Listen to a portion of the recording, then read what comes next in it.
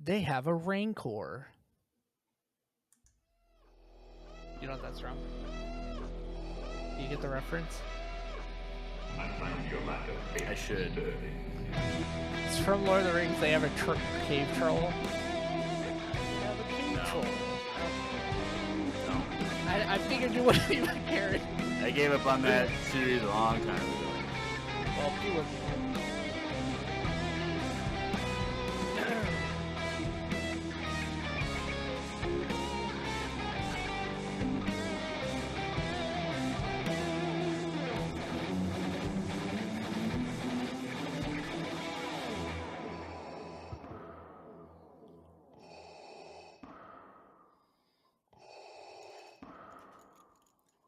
Hey everyone, welcome back to another Wizard episode of Empire Radio. I'm Jeremiah, I'm Drew. and we are back with Boba Fett, the Book of Boba Fett, Season 1, Chapter 3, The Streets of Mos Espa. Do do do. We gotta add that next. Do do do. That is a good soundbite. I got to track one down. Yeah, or just But yeah. copy what I did. Yeah, so slice not a long episode compared to last week. Last week we Sadly. got a buffet of Boba Fett. Buffet. A Buffet. a Boba A feast. I don't know. That was terrible. Boba Fett. Boba Fett. Yeah. Yeah. But anyway, so we might as well just jump right into it. But sure. what were your overall thoughts of Chapter 3? My overall thoughts on Chapter 3. I liked it. Yeah. I know that it's as what I've seen on the interwebs. But like I know that it's not as popular opinion. A lot of people don't actually like this episode. I'm interested to see what you have to say, but for me, I liked it. I like that we weren't in the dream state the whole time. I thought there's certain parts that I was like freaking out about, and I thought I freaked out more in this episode than I did last episode, so I liked it. But like you said, I was kind of bummed that it was a little short. Like it was like the same length as the first episode, and it's gonna feel crammed from here on out. I think unless they go longer. Like if they don't do more like 50-minute episodes, it might feel a little crammed. Because there's only 4 episodes left, right? And I feel like we haven't really done much. I don't know. I think that they're going to jump into the climax because obviously we now know who the bad guys are and what the conflict's going to be, and so yes. I think now that we're at that, I think it's going to start. It's going to move quickly through a lot of stuff, and so the shorter episodes aren't going to matter because we're going to jump into conflict pretty quick. I think. You think we're going to get a little less flashbacks? I think next episode we'll get a lot more. Well, the next episode isn't that the episode that Dave Filoni's doing? I thought that was episode 5. Well, chapter 5, but I'm not sure. Chapter 5 of the last season of Mandalorian. Well, that doesn't mean anything. No, I'm just saying maybe that's what you're thinking. Maybe we'll get Ahsoka. That's what people said. Nah, it's not gonna happen. But it's not gonna happen. Or a Luke or something. We could get. I theorize we're gonna get Thrawn this season in some way, and so maybe Thrawn is leading the Pikes or something. And well, there's like people. Some people are saying that the Pikes are actually not in charge. It's a different crime syndicate that's actually running it. But I feel like that's just too much more explaining, and too much more stretching. But anyway, my overall thoughts. I thought. What are yours? I thought it was good, not great. I think that better than episode 1. Oh yeah, that was terrible. Episode 1 was terrible. Every time we talk, I feel like it gets worse and worse for you. So every time last week, I thought it was amazing. No, episode 1. I think every single time we talk, when I mention episode 1 to you, your hate for it gets higher and higher. There's that. But so I think this was a lot of setup, a big setup episode for a lot of things, which isn't a bad thing. So I appreciate for what the episode is, but compared to last week, it's hard to keep it at that same level. So obviously, I knew that I was probably going to step back a little bit this episode. But well, and I kind of knew too as soon as I saw the time. Like as soon as I saw that it was a shorter episode, I kind of figured it wasn't going to be as like story driven as much of just like setting. Like it's not going to finish. Sense. You know what I mean? Like yeah, last episode was super story driven. It was really intense, and the visual was really good, right? And this one, it kind of seemed like they're trying to kind of narrow it down, and then next week maybe we'll get another long one that is like more intense with the fighting and stuff. But I feel like we got a lot of action in this episode compared to a lot of the other ones, right, which I did enjoy. right. Some people didn't like it, but I enjoyed it. I thought it was pretty intense. So right. But we can probably just jump into scene by scene. sure. So starts out with what is the droid's name? 8D8. 8D8. He's given Which a little. did we ever mention that he's the droid that burns the feet of the? I think we did mention that first chapter. Okay. Very briefly, but yes, he's giving a presentation, a hologram presentation of how it works, how the crime syndicate, how all the city of Mos Espa is divided. Mm-hmm. And so we did get a lot of explanation about what's actually going on. So we were right in that. Kind of what we said in the previous episodes, that Bib Fortuna was more just of like a pawn, face. Face for the Hutts. And so I really like that they explained that he was just kind of there, and he created a 3-group alliance where Espa was broken up into. And so I thought that was interesting. Well, and it makes sense. Like that's kind of what I kind of figured from last episode, because why would the Hutts come now and not before? Right.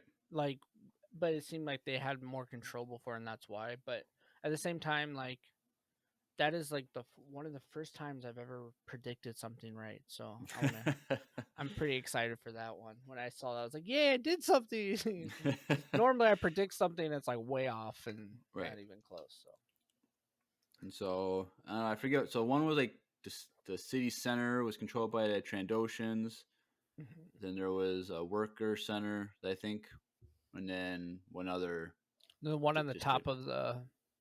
Yeah, another district. And so there's 3 of them. There's kind of working as a loose alliance. And what did they say about the mayor? The mayor just kind of. He kind of took. I think he just profited. Yeah, that's right. Profited off. Yeah, all that. So he was just pretty much pocketing money off of the whole situation. Right, and so while they're discussing these alliances, an individual comes seeking to talk to Boba, and he's a moisture. He sells water, not a farmer. He's kind of like moisture salesman, broker. He said broker, I think. Yeah, so he's kind of middleman selling Uncle water. Owen sells his water to him, and then he sells it for higher. IRP, Uncle Owen. Rest in peace.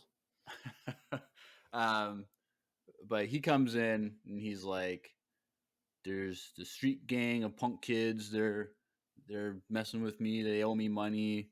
Blah blah blah.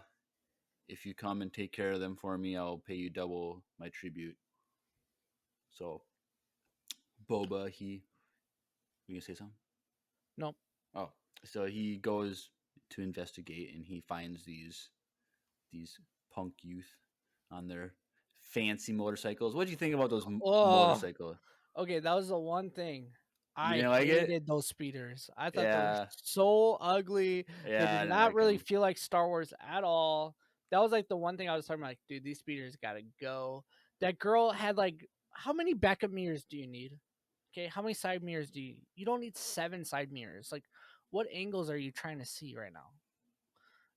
It just didn't. Yeah, it wasn't for me. Like, it's not necessarily they didn't look like Star Wars. They just didn't look like they should be on Tatooine.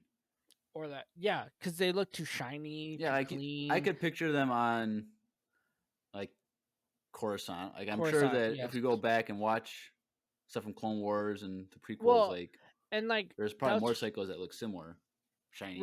like right after I watched it, I looked up some like reviews and stuff, and people were saying this whole group, like they don't really feel like they should be on Tatooine. Like if they saw them on Coruscant, they wouldn't even bat an eye.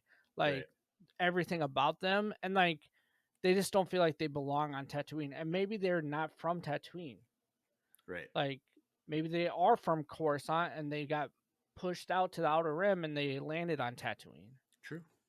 And but like yeah, their speeders didn't match Tatooine at all because they're all like bright, like yellow, red, and light sky blue, and like Right. nothing on Tatooine is colorful at all.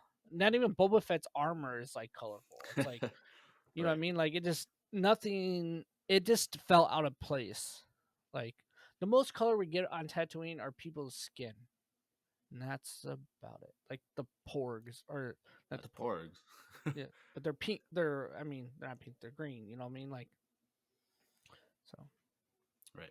But yeah. So when Boba Fett confronts them, they're like, "Well, the guy who sells us the water is overcharging us." So what they said, a month's wage for a week's worth of water, and then they said, "Well, we don't even work, so we can't even pay." And so Boba's like, "Well, if there's no work for you, he can work for me." And then the guy comes running out, "Hey, Which we had a who is deal." that actor? He looks super familiar to me. Stephen Root. And he's in like a lot of other. I'm sure he is. I recognize him. I don't know what show or movie he's most known for, but I recognize him. And I was like, recognize him right away. He's not good. He's a pretty good actor. I liked him. Like he felt fine. So he comes out and he's like, "They owe me 1,500 credits." And then Boba's like, 1,500? Like, fine, 1,300. And he's like, "But even for water," he's like, "That's way too much." So it's been 1,300 credits for a week's worth of water. That's a lot. Which I think, like, they buy a clone trooper right off the line was like 6,500 credits. So like that is a lot. Like you're like a third of a way there, or a quarter of a way there buying a clone trooper. So just for water. Just for water. So it's definitely overcharging. And Bulba's like, "All right, I'll give you $500 and call it even. Lower your prices, blah blah blah." And the guy is like, "Fine, whatever." Well, And then, he didn't say fine. He seemed pissed. well, yeah, but he's like, "There's nothing And he it can do." well, I mean, but he could be talking to other people. You know what I mean? Like he went to Boba and he would when he talked to Boba, he kept saying like I am disappointed in everyone else. Like they don't trust you, they don't think you're strong enough and stuff like that. And then when Boba kind of stabbed him in the back, kind of right away, feel like he's gonna be talking to the Pikes or someone more. Like he is not on Boba's side anymore, and he was not happy with Well, the no one's situation. on Boba's side other True. than the people he recruits. So it's Which uphill battle literally for him. up to that point, while they're walking through the night and like before they met them, I was like, he needs more than 4 people. Like, like he only has 3 people that are helping him, and he's trying to rule this entire place. Like that's so unrealistic. Even in Boba, like, I'm sorry, you need backup. And then he got it. I was like, okay, yeah, this works. So I'll take it. Yeah. Right. So he pays the guy, then the gang goes off with Boba back to the palace. And then this was it not android cyborg, we should call them, I guess they're kind of no, okay, that guy over exaggerated I mean their. they all had like He fake said they're arms. half human, half robot, or whatever. I'm Yeah, like, okay, she had a fake arm. Okay, so did Luke. Does that make Luke I mean maybe. half robot, half human? No. And then one guy had a fake leg, one guy had a fake eye, and then the Well, other guy, I the don't guy had know. a fake leg and a fake eye, and he had like a thing that came out of his arm. The guy that had the fake eye, he was the one that kicked the speeder or whatever, and he had a fake. Guy? Yeah, it was the same guy. And he had a fake leg, and then he like cut it with his fake arm. Like he had like a spike came out of his hand or something. So Well, the guy with the trench coat had like a flame cutter thing, torch thing, but I don't know. Anyways, he definitely exaggerated their. Yeah, for sure. But also, So like, that was a girl that Andrew was speculating when that was from the right, everyone game. Most people were speculating. So now I'm gonna butcher the name. Aelin Vel is what the legends or the EU would have been. It was Boba Fett's daughter. Oh. And so, but this character's name is Drash. And so it's not, maybe they could make it his daughter, just a different name. Or maybe that's her nickname. Yeah, or nickname. So we definitely want to figure out who she is. It doesn't seem like it's the same person. Right. But the whole time, I'm like, this chick looks definitely like Jyn Erso. Like, this is like Jyn Erso's little sister or something. Like, the whole time. I can see that. It looked exactly, what's the actress's name? I'm sorry. I can't remember her name. But she's amazing. But it just reminded me of her the whole time, and so it was kind of distracting throughout the episode. But I didn't see that until you just said that. But either way, she was a good actor, though. I liked her. Felicity Jones, right? Felicity, yes. Yes, looked like her, but it's not the same person because obviously, R.I.P. Jyn Erso died like 5 years earlier or 10 years earlier. 10 years earlier. But at least she got a final hug before she died. Right. R.I.P. R.I.P. Cassian Andor too. Yeah. But yeah. So anyway, the gang goes with Boba, and then Boba goes into his back to tank, and he has another memory dream sequence.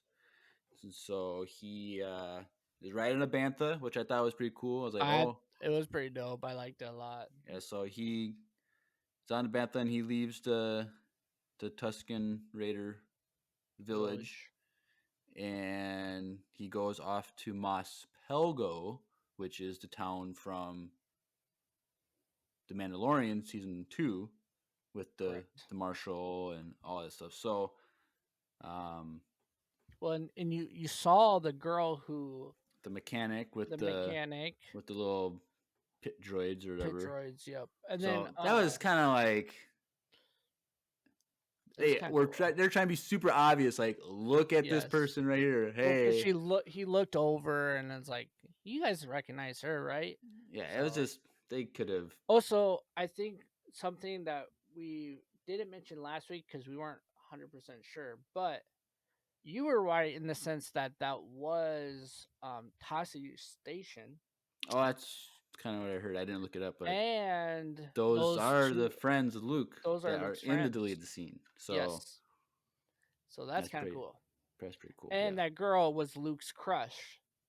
Was she? Yeah, like in the comics or the book, that was Luke's crush, and Luke wanted to marry her, and then the whole New Hope stuff happened. So dang, maybe what if she had a kid and it's Luke's kid and he's Force sensitive? Oh, you heard it here first, folks. Broom Kid. Ooh, what if Broom Kid is definitely? Gosh, stop! But you'd be way older. But yeah, so they're in Mos Pelgo, which is interesting because he's walking through Mos Pelgo and they're putting the stormtrooper helmets on spikes. And so this is, literally within probably weeks or months after episode 6. So the Empire has fallen at this point.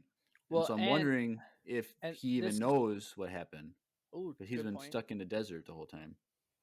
True, because he did look at him, but it's also the same kind of scene where, like, when Mando got there in season 1, he saw those spike helmets. Yeah, but he already knew that because he was in town. Well, I know, but like operated in town, but you know what I mean.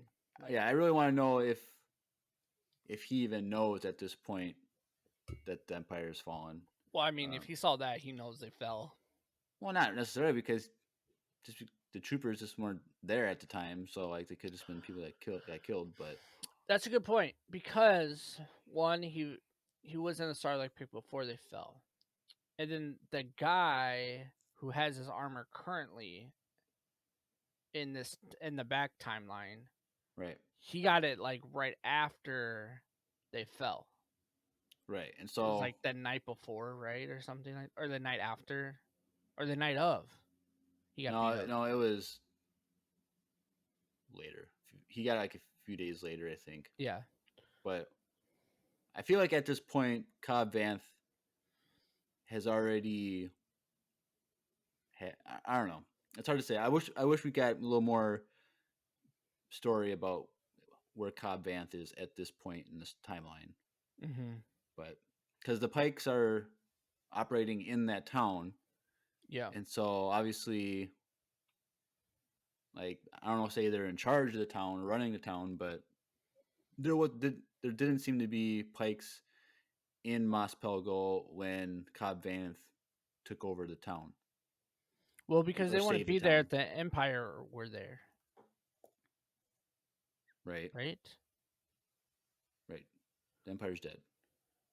So, but I'm saying Because before that, they wouldn't be. but those raiders came in after the Empire Yes. fell because there was a power vacuum. Yeah. Yep. Mm-hmm. And more and more, I need to go back and watch, but more and more, I think they're the same. They are. They're the same ones. The same ones. So They're the like same people. They're the same ones that mess up with Cobb Vanth and stuff like that. So I wonder if maybe because Boba Fett did know that Cobb Vanth had his armor because he says that. yes. So maybe we'll learn him like hearing that someone liberated his armor, liberated the town, and he kind of goes and investigates. Yeah, I think I think we'll see that conclusion, or maybe even see Cobb Vanth using the armor, and Boba's just watching from the distance. It'd be cool if we like the last like flashback we saw was him seeing Mando take it, like from a different angle, like a different view. That'd Maybe. be really cool. Yeah, Yep. it seems like it's the story on that side is getting really, really small. Like we kind of know the outcome. Like it's getting there. Right. But yes. So anyway, Boba Fett, he goes and tracks down where the Pikes are hanging out because he finds out they're operating in the town, and he goes and talks to the lead Pike, and so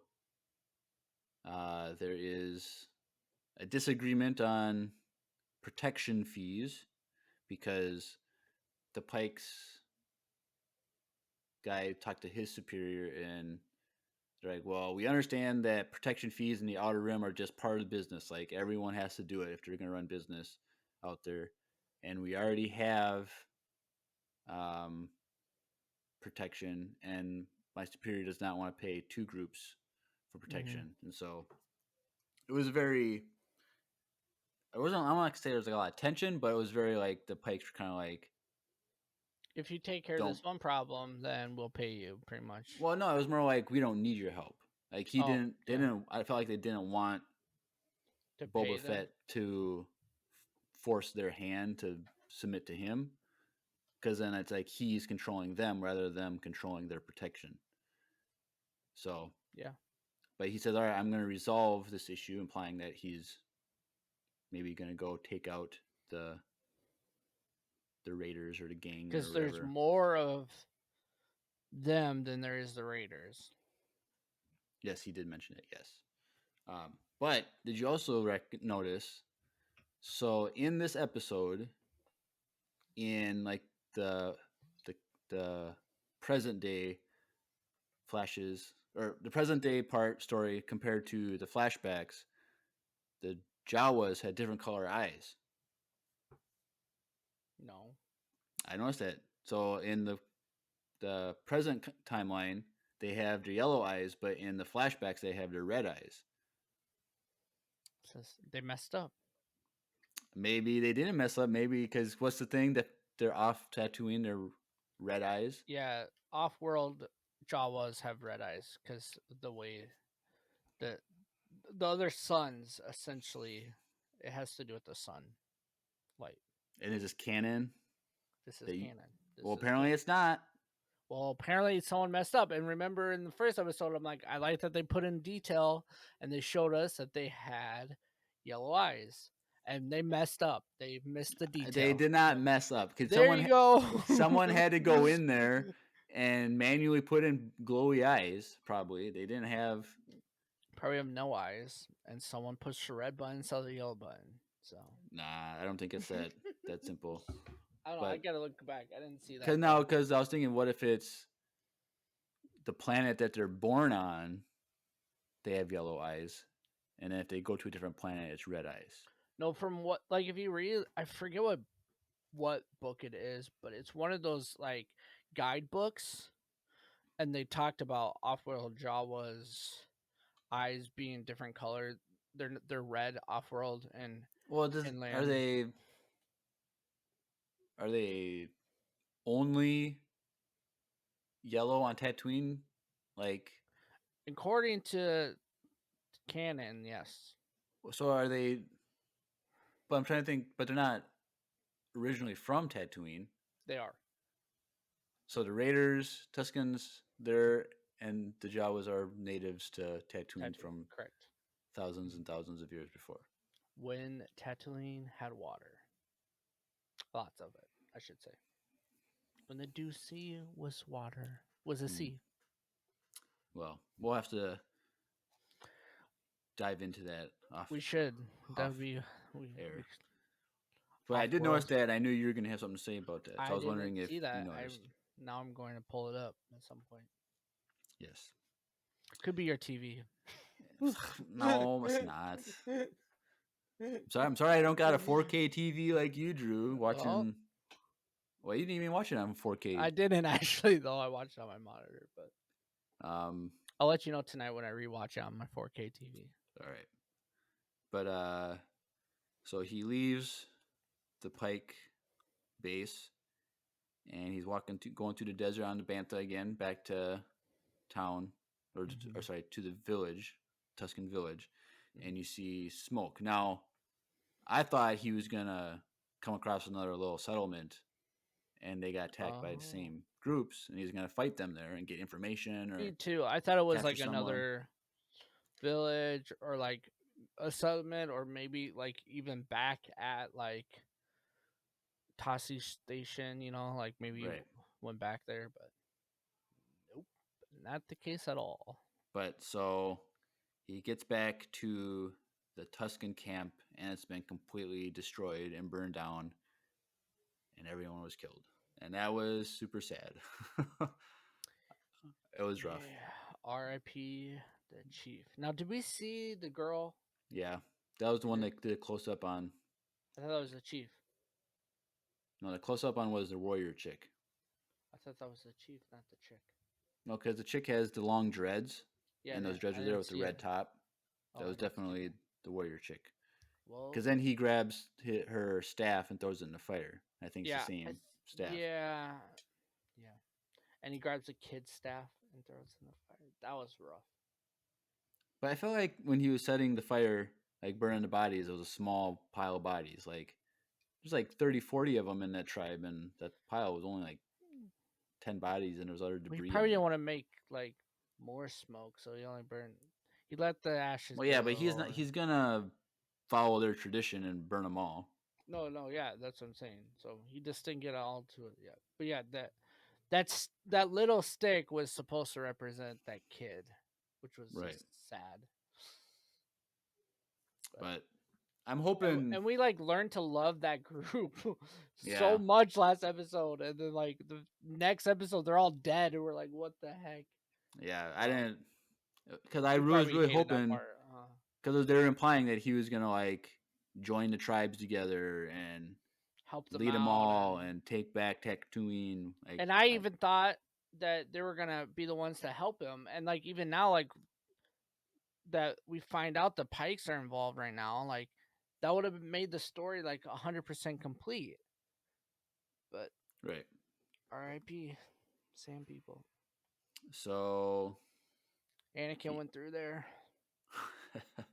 So he walks. So then it's the flashback leaves with him walking away with the Bantha from the village, And then it goes to him in the back of the tank, and crap hits the fan real quick. Real fast. Like, real so fast. Black Chrysanthemum rips him out of the Chrysanthemum, whatever. Pulls him out of the back of the tank and start beating the crap out of him. Which, how did he get in there? That's what I was wondering. How did he get in without being... climb the wall and went through the window? I don't know. Like, that didn't... I didn't probably. get that. There's a couple things about this that I didn't get where the heck that girl was the entire time. Well, I think that everyone was just sleeping because it's night, and so they weren't in the same room with him. So if BK, will call him, walks in quietly and sneaks in, like, it's not gonna wake everyone up. But like, I thought it was lame that the guards weren't there right away, or like watching over the room. I think he scaled the wall and went through the window. I'm gonna go with that. But even then, like, you'd think you'd have at least one person in that. He's understaffed. That's what I'm trying to say. Well, he's getting more people. Calm down. He needs to get more faster. He's trying his best. He's trying his best. But I think he bit off a little bit too much, and he should have came in with a bigger force than just 2 people. Right. But yeah. So that fight was pretty intense because BK is huge. Yeah. And so Boba's trying to get to his armor to like get some kind of weapon, and that doesn't work. And so BK, he uses his like shock knuckles and messes him up. Brass knuckles with electricity. Yeah, and so then Boba's able to get his Tuscan staff and get some shots in. Yep. But then BK starts bear hugging him to death. I heard a little back break. I don't know. He just cracked his back. He's probably had back problems, and now he fixed it. So yeah, true. It's chiropractor. That's all that was. Yeah. And so while he's doing this, what? Well, didn't he hit him and like the stick went inside of him, like it stabbed him in the back. It was stuck there for a hot minute. A hot minute. I was like, damn. and when I was watching the scene, I'm like, there's no way they're gonna kill him this quick. Like when he hit him like that, I'm like, no, let's keep this going. I want to keep this going, which they did, but I thought he was gonna have more of a fight with the bantha stick, but yeah, whatever. But it shows you how strong he is, though. Like, right. That boy's a tank. Granted, he caught Boba off guard, so I think it would be a really different situation if Boba didn't. Right. If he had his armor on, but right. But while he's getting bear hugged to death, that's when the gang comes in and they use all their gadgets to fight. So the Drash girl, she stabs him in the rib cage, and then one guy is able to have like electro whip type thing, kind of like what Mandalorians have. Kind of reminded me of that. Tied down one arm. The one guy had like a blaster with like purple blaster shots, which was interesting. Like we'd never really seen that before. Yeah. And then I don't know what that other guy was doing. Because there's 4 of them, right? Yeah, one guy was just hanging around watching. I don't know. I can't remember what he was doing, but they put up a good fight for at least a little bit. But then then our boys come in. The Gamorrean guards. They rush in, and then that's when I thought BK was a little, all right, now I gotta, these guys can actually put up a fight. So he like, dude, when he spears them down the stairs, I was like, WWE all day. Well, what they should have done is just took a step to the side, then he would have fell down the stairs. True. And then but he speared them both straight down those stairs, and then he took a bite out of ham. Bite out of ham. Boy, those squeals were a little unnerving. It was pretty cool. But I'm yeah, he was. To rewatch it. But yeah, they were getting messed up, and then Fennec comes in, and finally, that was the gang comes back down and tries to surround him again. And then that's when Fennec gets him and pulls the thing and he falls down into the pit. But I don't know. I wasn't expecting that whole fight sequence to come out.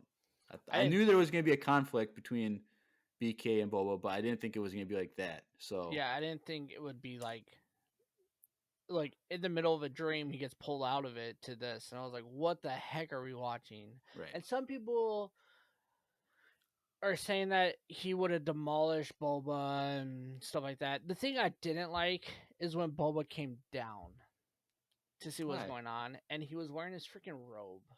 Like, what do you mean? Just put your armor on. Like, what are you gonna do in your robe? Like, what if it wasn't a good situation? You can't put your armor on without don't clothes come on. Down and, but don't come down until your armor's on. If he came down in his armor and just his underwear underneath, it would look way worse. But either way, I think he should have just not come down until he got his armor on real fast. Dude, like he'd be like go like clip it closed and like pinch his skin, like like.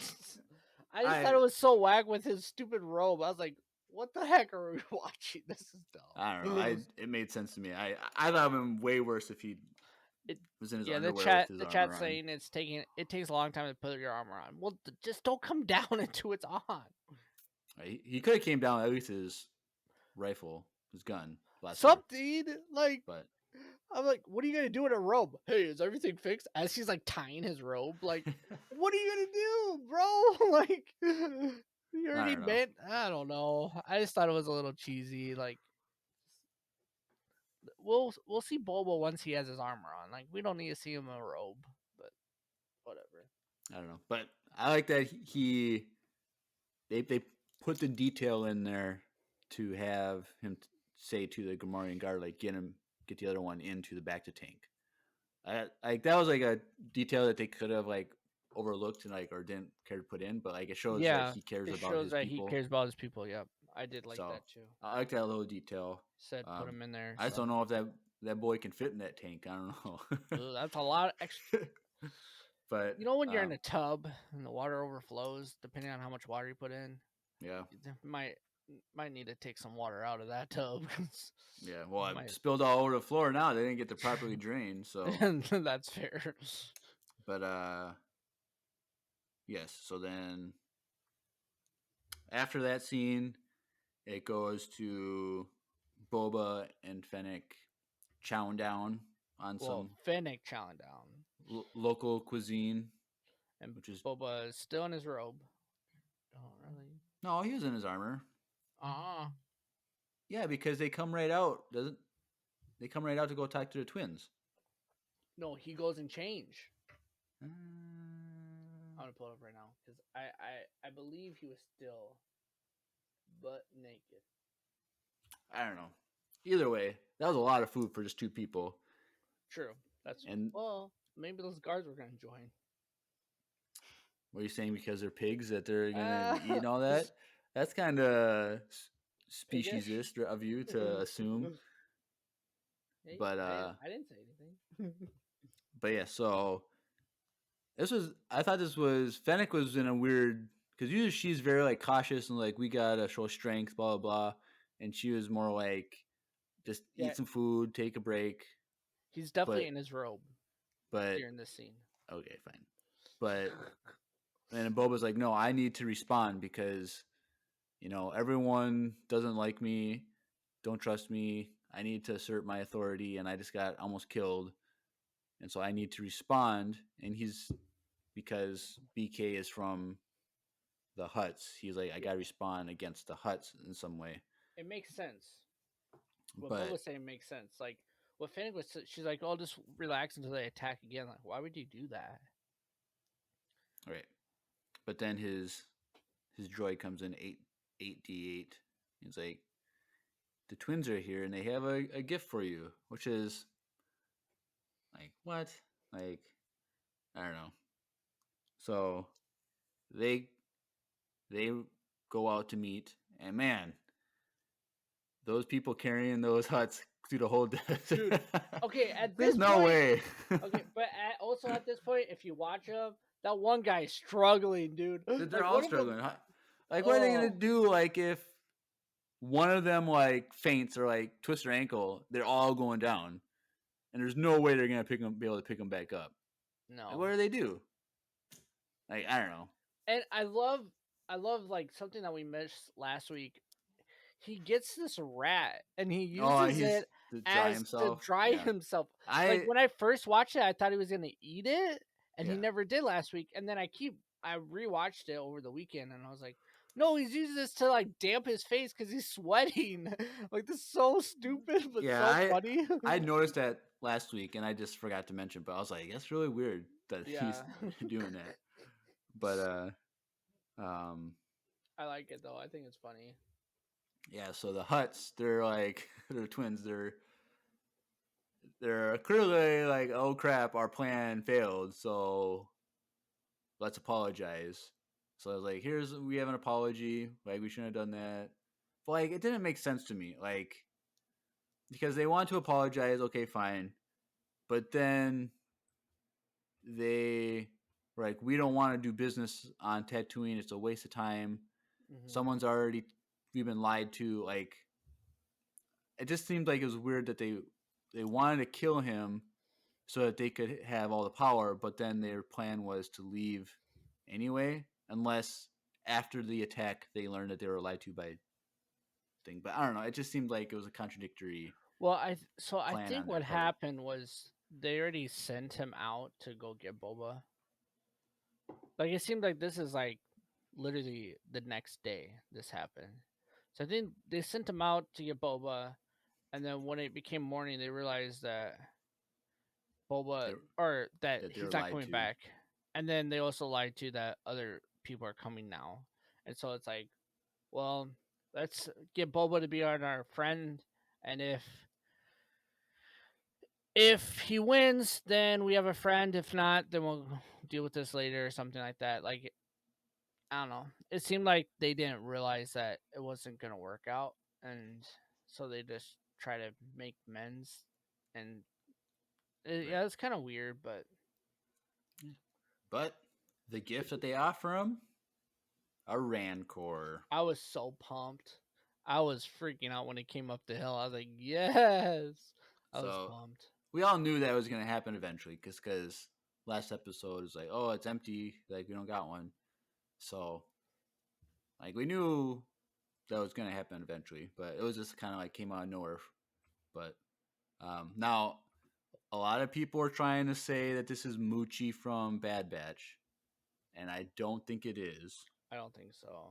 Because people in our chat too are asking, "Is this Moochie?" I don't. It's not. I don't think it's Moochie because for two reasons. One, the caretaker guy said that has been raising him, that he took him for himself, it's like he raised him. But also, it's weird though because they call him a he, but then when he explained it, it seemed like it's a girl. Huh? Like, is it a boy or girl? The Rancor.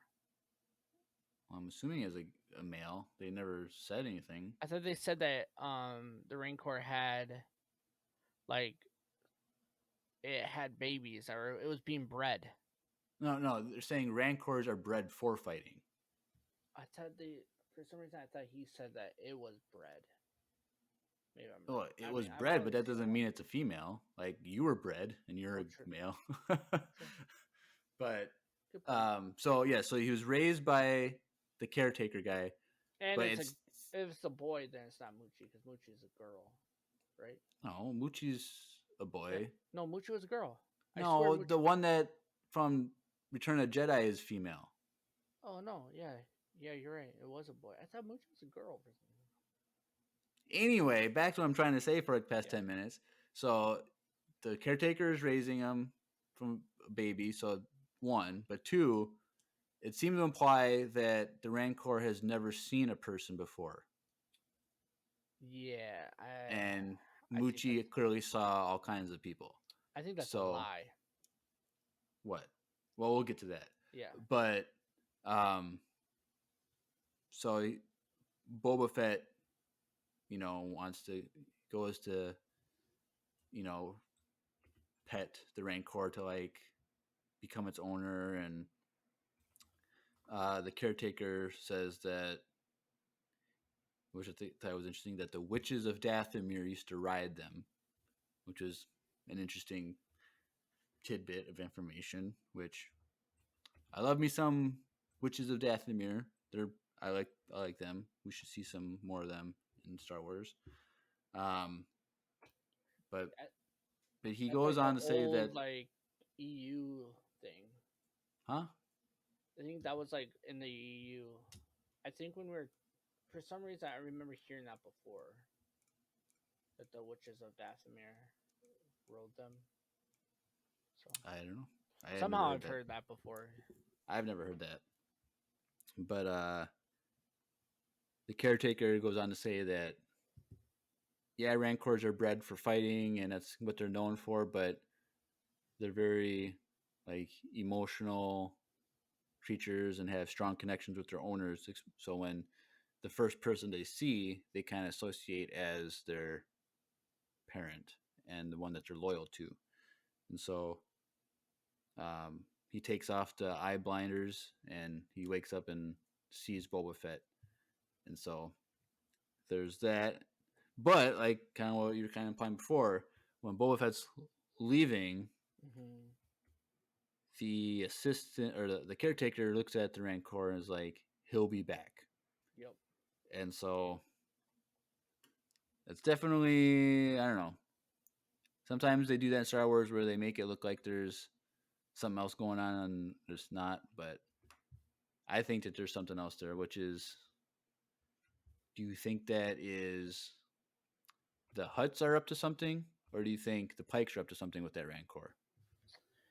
I think that the Hutts are up to something, and they're using the Rancor to. They're implying to get Boba nice to the Rancor, and then. Yeah, but like, why didn't they kill him right away? Like when he woke up, like because the Master was in there. I'm not convinced that thing is that big and has never seen anyone before. Like that doesn't make any sense to me. I don't know if he was a breeder with the Hutts, and that's all he was there was to take care of Rancor. Like it might make sense. Yeah, and also Muchi is a girl. I looked it up. She's a girl. So was the one from Return of the Jedi a girl too? That I think so because he said when he talked about it, he talked about like when the guy was crying over it. It seemed like he was like, didn't he say like she died or something? I don't remember what he said, but I thought it was a girl too. I don't know, chat. Let us know. Yeah, was the Rancor in Return of the Jedi male or female? Yes, that's a good question. I'm not sure on that one. But yeah, Muchi was a girl. So.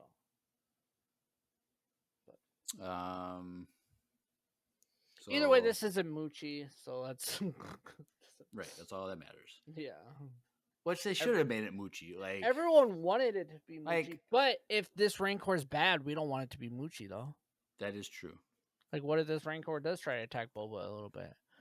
People are speculating that if it's not bad, that he's gonna ride this through town.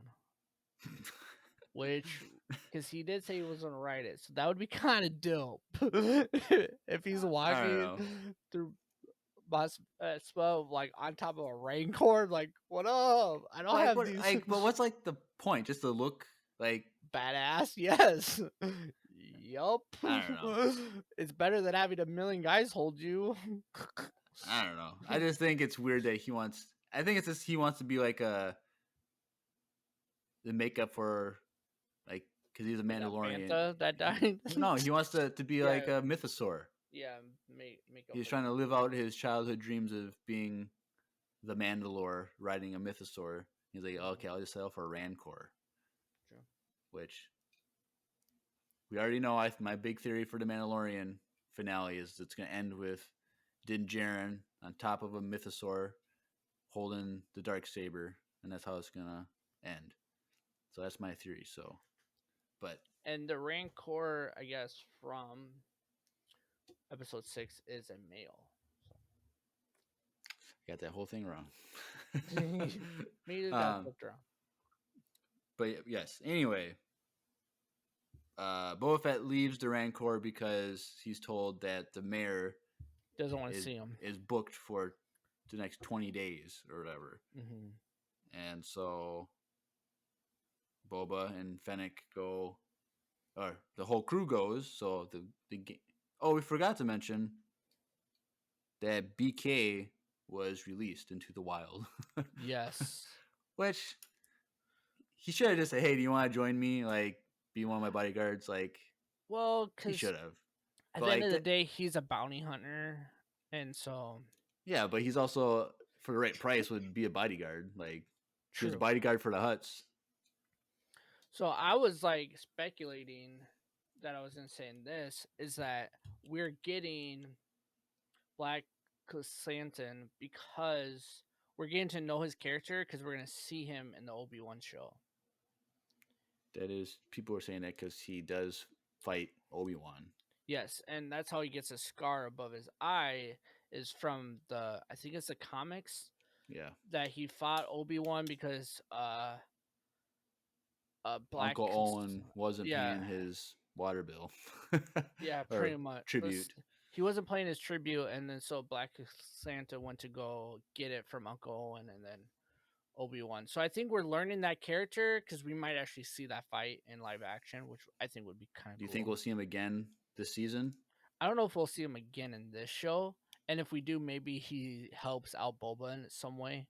Because he had that conversation, Boba's like, you want to make sure, like, as a bounty hunter, like, who you work for and, like, stuff like that. And so he knew he was a bounty hunter, and I think he didn't want to, he's not going to hire him to be his bodyguard. He wants to hire him for bounty hunting. And so he respects the bounty hunter part. I think that's why he didn't ask him to stay with him, you know.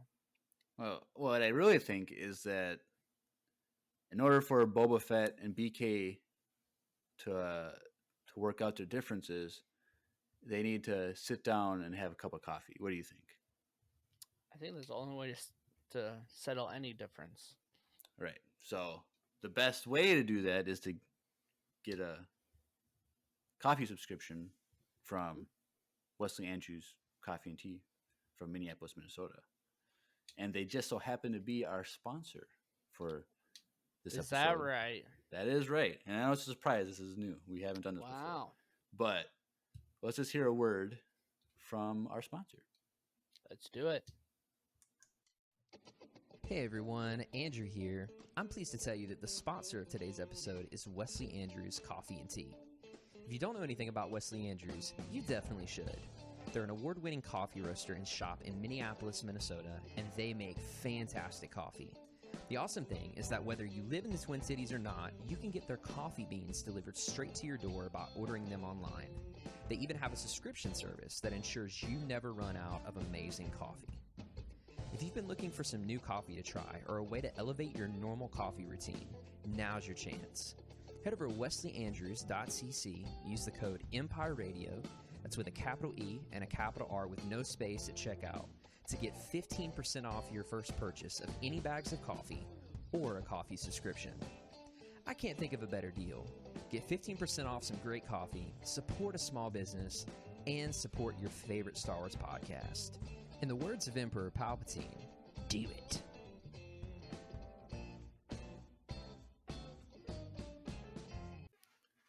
Do it. Do it. So, Boba Fett leaves the Rancor and he goes to Mos Espa to meet with the mayor. And like once again, they're like, he's booked. I don't know what we can do. And so the guy, the Twi'lek, is like, I'm ready for him just to get killed. I want him to get eaten. The Rancor eats him. They definitely can do that. It's like, feed him to the Rancor, please. But yes, well, he betrayed the mayor, which we'll get to. But that's true. He goes into the office, locks the door, and then Boba and Fennec see that he ran away, and he gets in his speeder and leaves, and then Boba tells the gang on their fancy motorcycles to chase after him. And there's a street race fight chase scene, so it was whatever. Like some people have been complaining that like it looked like they were moving really slow through the streets. Well, it looks like those speeders are slow in general. They don't look like speeders; they look like Vespas. Like, I think that's probably what it is. It's like because they're like Vespa little things. Like they're not like literally they're like Christmas colors. Like one's like Christmas green, Christmas red, and yellow and blue, and it's just like, oh, that this is the one thing I hate about this episode. Like, get rid of these freaking speeders because they do not look good at all. But they're like the low riders of speeders, you know, like Right. Like they have hydraulics probably. I don't know. But yeah, so they chase the mayor's assistant throughout town, and he ends up crashing. And I'm pretty sure, I might be wrong, but that fruit stand that he crashes into, I think those are Melu runs, which are super hard to find and rare, but there's like a whole giant stand of them. So I think those are Melu run fruit, which is, if you know, that's Hera's favorite fruit in Star Wars. Yes, you're right. But yes, so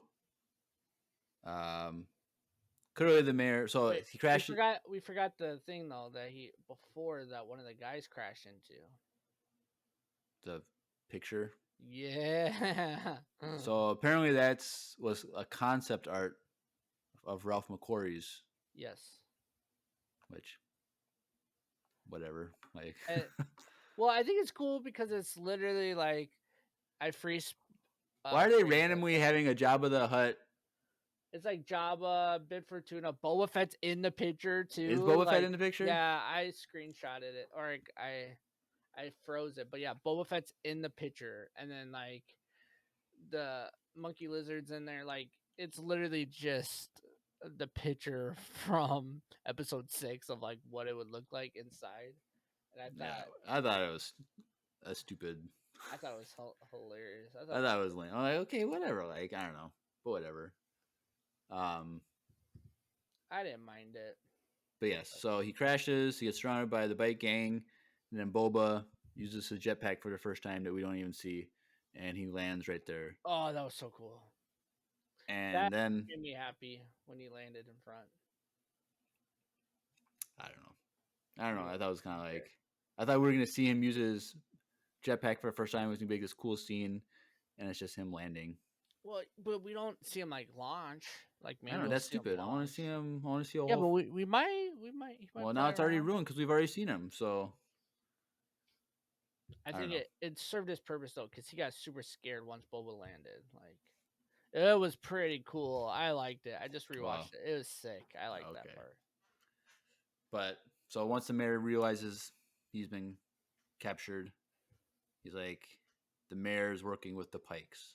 Oh, like we didn't know that. Like we knew the Pikes were a big deal going on. So, but I really like how the episode ends with a Starliner coming in, with people coming off, and a whole bunch of Pikes come off. I thought it was like super cool. Like now that the Pikes, they're taking over Tatooine, and I want to know why Tatooine. Like, why is Tatooine important to the Pikes? That's a good question. Because there's nothing on Tatooine that's of value, and even the Hutts were like, "This is a worthless place." And so, like, we knew from last episode that they're transporting spice. Now, does that mean Tatooine has spice? No, because even in that one, they said, "Are you transferring spice from whatever that planet is?" Like Boba even asked them, and then they play dumb. They're not gonna say, "Oh yeah, we took that from." I don't think Tatooine has spice though. Well, that's why it would be a crazy thing. Like that's why they're there. There is money where they're selling, so like maybe they're just there to sell spice and sell stuff. Like but the Pikes are too big of a crime syndicate to go to such a low population of a planet. With like they're gonna go to a booming area where they can not in the Outer Rim. And I think the issue is now that the New Republic is maybe they don't have as much control as they used to, and so like settling on Tatooine in the Outer Rim, they're able to hide out essentially more, and like maybe that's just some like if they own Tatooine, they can transport through Tatooine, and maybe it's just a way to transport. I don't know. I think there's something. And Jabba, like he had a lot of say in the Outer Rim in general. You know, like it wasn't he owned Tatooine, but it's not like that was it. Like everyone feared the name Jabba the Hutt. So like if they take over where Jabba used to be, maybe the people start fearing the name of the Pikes again, you know? Possibly. I just think there's something else going on. I just don't know what that is. Maybe they're working with Thrawn, and Thrawn's hiding out on Tatooine. Thrawn and Ezra, they're hanging out on Tatooine a little bit. Ahsoka finds them there. Possibly. I don't know. Dave Filoni's episode's coming up, and you know that's going to be a good one. Definitely. But I don't know. I'm excited. So, like, yeah, like I said earlier, like, this episode was just good, not great. But I did say it's setting up a lot. And so now I think it's really going to start moving a lot more fast with what's going on. And we only have 4 episodes left, so. And I'm guessing because now that he knows that the Pikes are taking over, I think this is when we're going to see from the trailer when he meets with all the leaders of like the Trandoshans and all the different people. So I think next episode we're going to see that, and they're going to figure out what are we going to do about the Pikes taking over our planet, basically. But I don't know. People are speculating that they're working with Crimson Dawn. I don't know. I feel like that's a pretty intense story to give us in 4 episodes, but I guess we don't know. Maybe the Pikes are there to get Maul's body. Ooh. Because Maul was killed on Tatooine. True. Trying to find him. They find his lightsaber buried under the sand. Stop. That'd be cool. You're giving me chills right now. And because it's all his body, like all decomposed stuff, it's just his metal legs in the ground with his lightsaber. Damn, GG. But that's dark. But it would be cool though. I kind of wish. I don't think we will, but it'd be cool in the Obi-Wan we get to see him kill Maul. But no, it's not. It's not the same time. They're not going to show the same scene twice. It's not. It's a completely different time. Different angle. No, they're not. It's not the same thing. I know. We won't, but I'll just cool. When I win a $500 million Powerball, thank you. That's all I'm asking. I'll make a live action remake of that scene. How about that? Perfect. Thank you. That's all I'm asking. Okay. Yes. So then the episode technically ends with one of the gang members calling the eye guy, video FaceTiming Boba and saying, "These are the Pikes. I know what they look like." And Boba's like, "Looks like they're preparing for war." So I'm expecting a big battle of some sorts between Tuskens and Pikes. Yes. I think it's going to be sweet. I'm excited. I think, like you said, next episode is going to be the episode where we get the full on, like, all the other crime scene. Like, they all come together and be like, all right, how do we work with this? And Boba won't be just him and 7 guys now or whatever it is. Like, I'll have some more backup. So, Crimson Dawn, if Crimson Dawn is involved, then we could see Kira. Which people are speculating she might get her own show. Which I don't want that. I don't really care for it either. I would rather. Like if we did have her own show, we could get more Maul. If it picks up after Solo. It picks up after Solo, yes. I want Maul show, but That's what I would prefer. Like, give me a mall show, Right. but also put it on Hulu so it's rated R. That's not gonna happen. Yeah, I know. One can dream. But yeah, so that's all I got for this breakdown of The Streets of Mos Espa, Chapter 3. Yes. So rating, what did you give it? Last week you gave it 10/10. The week before you gave it, I don't even want you to tell me what it was. I don't remember. It was like 3 or something. Stop. But No, this it is wasn't that definitely I'll give it 7 Rancors out of 10. How about that? We're using Rancors. Yeah. I'm gonna go with the solid 8.2 Rancors. Throw a couple limbs in there. I liked it. I thought it was good. 7.5 from Deview Twist in the chat. All right, not bad. Still above average. Cool. So. All right. Well, you know what that means.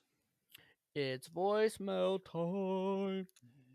Oh, do I even need to push the button now? Yes, you still do. Yeah. Okay, we'll push the button. Let's push the button.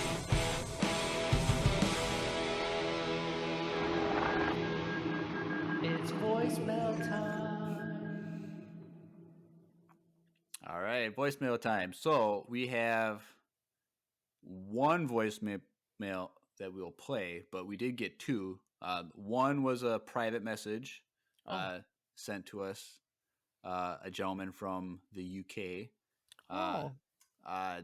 gave a farewell to Andrew, and so we'll make sure that Andrew gets that voicemail. Yes. But yes, thank you for that message from the UK. We love our international fans. So true, that's awesome. If you're outside the United States, send us a voicemail. We want to hear those accents. True. So because they're beautiful and ours aren't. So. Well, it all depends. We're from there's different. The United States is a plethora of accents. Well, so. we like Andrew's accent and we miss his accent. So Andrew, we know you're listening.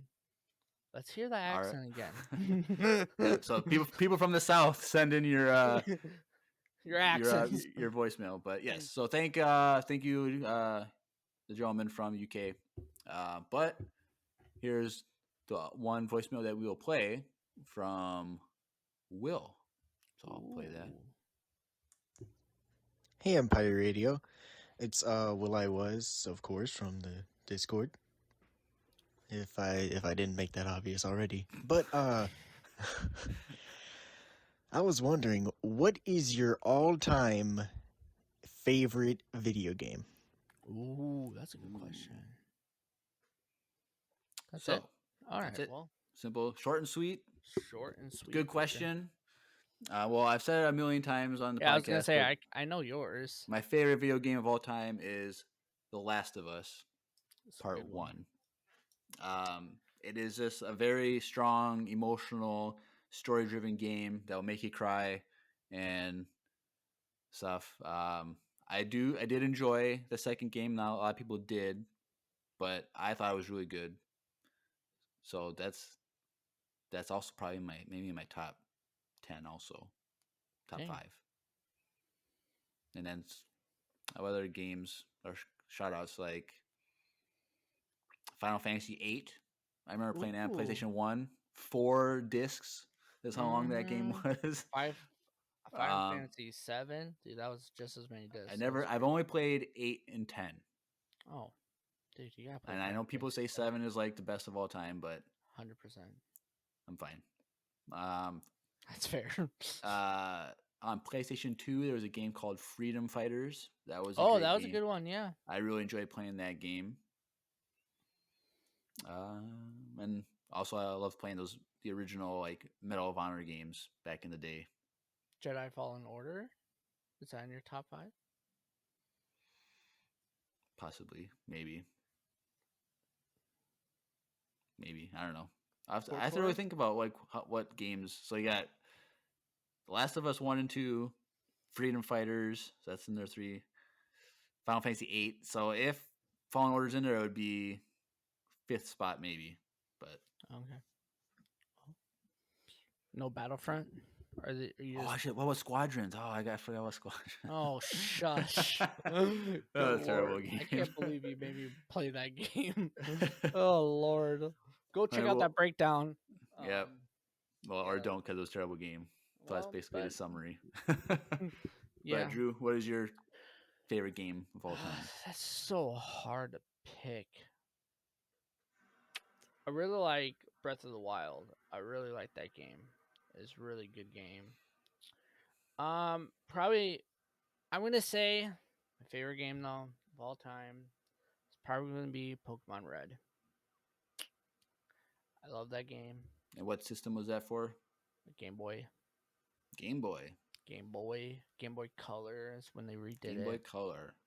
So yeah, I love those Pokemon games as a kid. Those are pretty cool. So my other favorite, I love the original Bounty Hunter game. Both 1 and 2. The original 2 were really good. I actually do like Last of Us. I love the first one a lot. Did you play the second one? I played the second one for like 3 hours, and I was like, eh. Oh, so you're one of the guys that the twist that happens at the beginning of the game that everyone got pissed about, you gave up? Yeah. Ah. Yeah. So I'm one of those guys. But maybe I might go jump back into at some point. It's a long game though. Like, yeah, I know. I don't really have time right now, but maybe at some point when my kid's like 4 or 5. I think the first game was like, I don't know, like a 15-hour game. Dude, I think this game, I put way more time in that than that too. I think this game, or the second game, took me maybe 35 to 40 hours to play. Now when I play games, I'm very cautious. I go slow and I go through every room and nook and cranny to get all the supplies. But it is a really long game. Like, despite that, like, it is a long game. So yeah, I want to finish Jedi Fallen Order. I've never finished that. What? No. Really? Yeah. Well, you better hurry up because rumors are they're going to announce the second one in the coming months. So yeah, they'll announce it'll take 4 years to come out. So I think I have time. And then I'm trying to think. As a kid, I really liked Banjo-Kazooie. That game was really cool as a kid. Never played it. Nintendo 64. I never had a Nintendo 64, so I never really played any of those games. Another honorable mention would be Mario Kart Double Dash, GameCube, best Mario Kart, I think. I'm trying to think. Right now, I like Left 4 Dead. I think that's definitely in my top 5 too. And then also, did you ever play Red Dead Redemption? Those games are fire. You should play those. You would like them. I mean, I do like open world games. Yeah. I know the view twist. I need to finish Fallen Order. I just suck at that style gameplay. Let's put on easy then. I did, and I still suck at it. I'm so bad at that. I think I accidentally put that game on hard. You did, because I remember watching you play it when it first came out. Remember that? Yeah. So like, I thought I usually put games on medium to beat it, and then if you want to go back, you'll. Yeah. But like, I put it on hard, and I didn't realize till like halfway through the game that I had it on hard the whole time. Yeah, I want to get the story of that game, but the whole like building concept, it's not for me. I'm a mostly a first person shooter kind of person, so like third person is way better than first person. I do like third person. Some games are really good third person, but anyways, yeah, those are like my favorite games growing up. And what did I even say was Pokemon. Can't go wrong. Yeah. All right. Well, that's it. Keep sending in those voicemails, though. Yeah. We love our voicemails. So and now that we're just two people, our episodes are a lot shorter. So if you want longer episodes, less arguing. So send in more voicemails so we can have longer voicemail sessions. Correct. If that's what the fans want. True. We can't do it unless you send in the voicemails. So true. If you've never sent in a voicemail, when you're listening right now, pause or what? We're almost done, so you can finish the episode. But either way, go send us a voicemail. Just do it. Like, just do it. It just takes a minute. max of a minute. So just, well, how about this? We'll tell you how. You know how you can send us a voicemail? Go to links.co/Empire Radio, where all of our social media is. There's a link right there you can click on to send a voicemail, and it'll bring you right there. You can send up to a minute-long message. Just send whatever. And if you want to do more than a minute long, send in multiple. Just send in one voicemail, then send another one to finish it. And that's fine. Right. And if you just don't even know what to ask, just say, hey, love the Hello podcast, there. keep it Hello up. there. Just say hello there. It's like, that's all you gotta do. And we'll say General Kenobi, and then it'll be fun. We'll laugh. And I'll say Dex, and no. Obi-Wan. Oh gosh. But yeah, so any of our social media, join us on Discord. Go to links.co/Empire Radio. You can, Discord. It's a banger, like we used to say. It's a banger. So yes, it's a banger. We had some new people join this week, so that's always fun. So join Shout Discord. Out to you. Who is it? It was I Killed Mufasa is the username. Oh, sad. Maybe not shout out to you. So shout out to him or her. I don't know who it is. I don't know if I support that. But yes. Also, don't forget to check out needlesslynerdy.com. We're part of that podcast network. So go get them, go listen to them. They're great.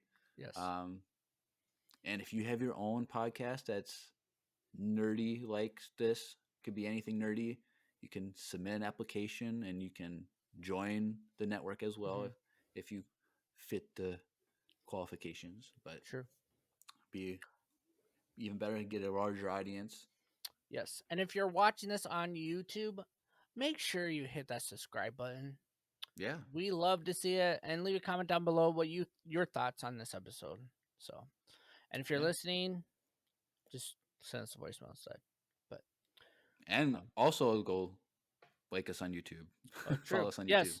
Also, a lot of you listeners, we love to see that you guys listen, and we are podcast first, but feel free to come look at our faces on YouTube or on Twitch, twitch.tv/Empire Radio too. And speaking of YouTube stuff, so if you were following us on Instagram over the weekend, I posted a special video.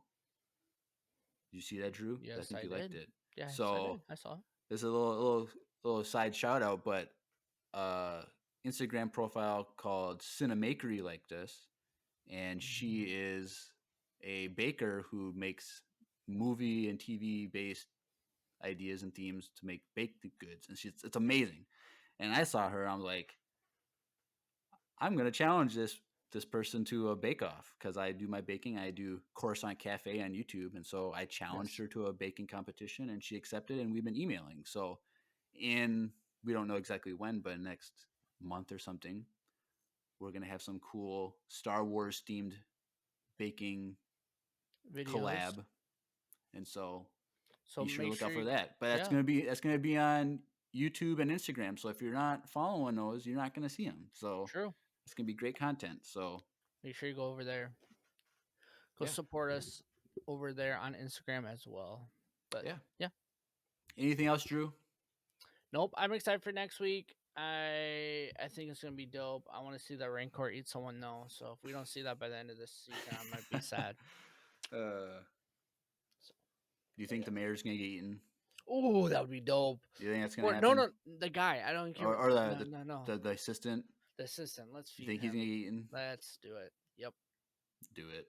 Dude, but cool. It's Boba hires Black Chrysanthemum to hunt the mayor. That'd be fun. That would be sick. That'd be dope. But anyways. Yeah, that's it. No, really. Well. All right. Well, you've been listening to another amazing episode of Empire Radio. I'm Jeremiah. I'm Drew. And may the force be with you. Always.